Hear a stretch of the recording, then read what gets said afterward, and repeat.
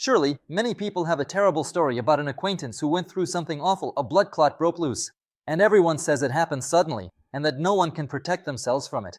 But in reality, it can be prevented. How? Let me explain. This is Dr. Dlin with you. Let's get started. The formation of blood clots itself is a natural process. Blood clots not only play a role in hemostasis, that is, they help keep blood in its liquid state, but they are also the body's response to vessel injury.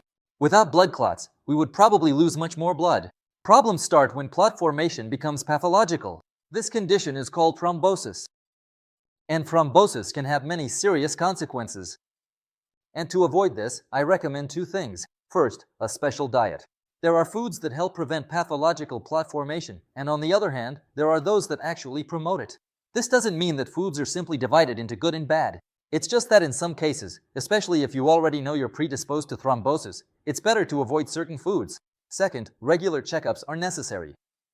Besides thrombosis, there are many other diseases that can sneak up unnoticed and deal a devastating blow to your body. And you should start by checking your blood vessels. For example, you can get an ultrasound of the vessels in your lower limbs to see if blood is flowing through them properly.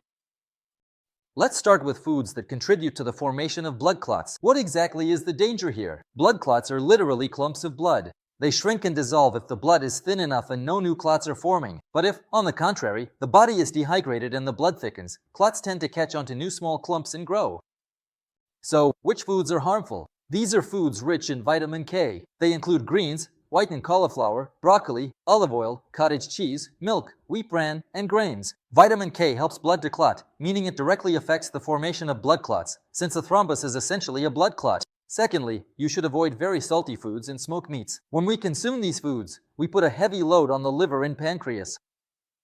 The liver is the organ that produces proteins which help thin the blood. So, if we put extra strain on the liver, it becomes less effective at performing its main functions. And the third product I strongly recommend giving up is alcohol. When you consume alcohol, firstly, your body becomes dehydrated. Secondly, the blood thickens, which causes blood clots to grow larger. Foods that contribute to the development of thrombosis. There are also those that, on the contrary, help prevent it. As a counter to drinking alcohol, I recommend drinking as much water as possible. The blood becomes less thick, circulation improves, and clots dissolve. That's why drinking more water is always the first piece of advice for thrombosis. Secondly, onions and garlic. They also reduce blood viscosity and help lower blood clotting, so you can safely add them to your diet.